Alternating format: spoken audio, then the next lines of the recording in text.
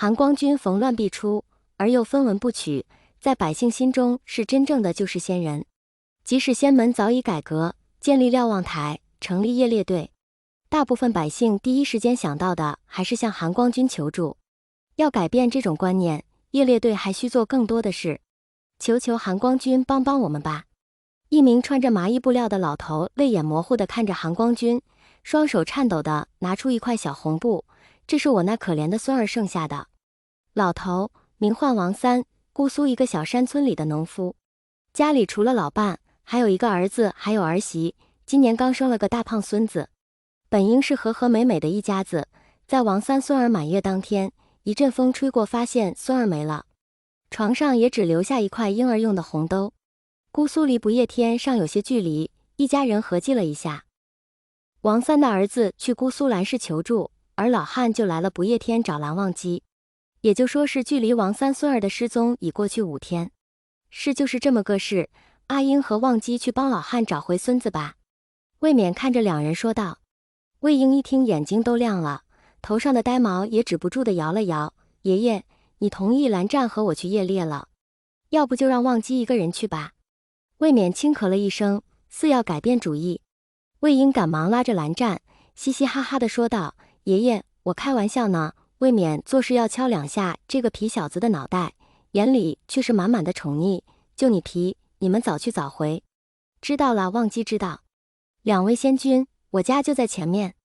老汉搭在魏英肩上的手，颤悠悠地指了指下方的一个老房子。老伯扶稳喽，我们下去了。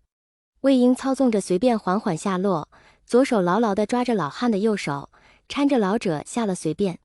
老汉长长地舒了口气，一双常年劳作的手下亦是拍了拍胸口，囔囔道：这一辈子也算是上过天了。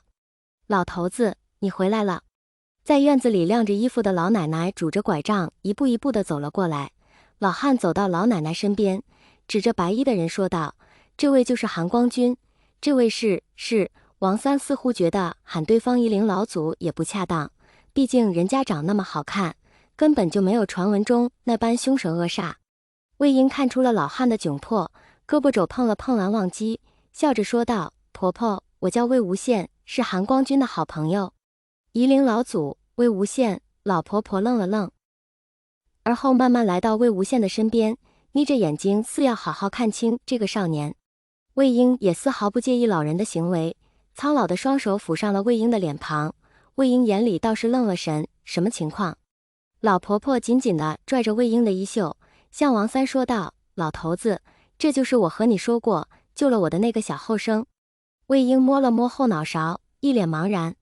原来老婆婆当年在山上采野菜的时候，不小心踩空，差点摔了下去，被一紫衣少年给救了起来。老婆婆当时想带着少年回家喝点茶什么的，至少得感谢一下，可还没来得及问些什么，少年就被人喊走了。好看又善良的人总是容易被记住，老婆婆不知道他的名字，可是他长得什么样子还是记得的。今天不就遇着了？魏英挠了挠头，也没想到自己随手帮了人，还能被记这么久。魏公子，当年真是多亏你了，不然我这老骨头怕是折在那了。老婆婆拉着魏无羡来到凳子旁，来坐坐。魏公子，你饿不饿？要不先吃点，我那孙儿啊，已经给兰家的几个小仙君带回来了。老婆子，鱼儿回来了？老头急急问道。老婆婆拍了一下老汉的手，你不想想，你去那不夜天多久了？老汉想了一下，也对，自己都出门5、6天了，要是走回来更久。没事就好，没事就好。老汉搓了搓手，愧疚地对蓝忘机说道：韩光君，劳累你走一趟了。老汉赶忙从屋里再拿出一张凳子，用着麻衣给再擦了一遍。韩光君，你坐一会。老头子，我给你们做点饭去。老人家不必如此。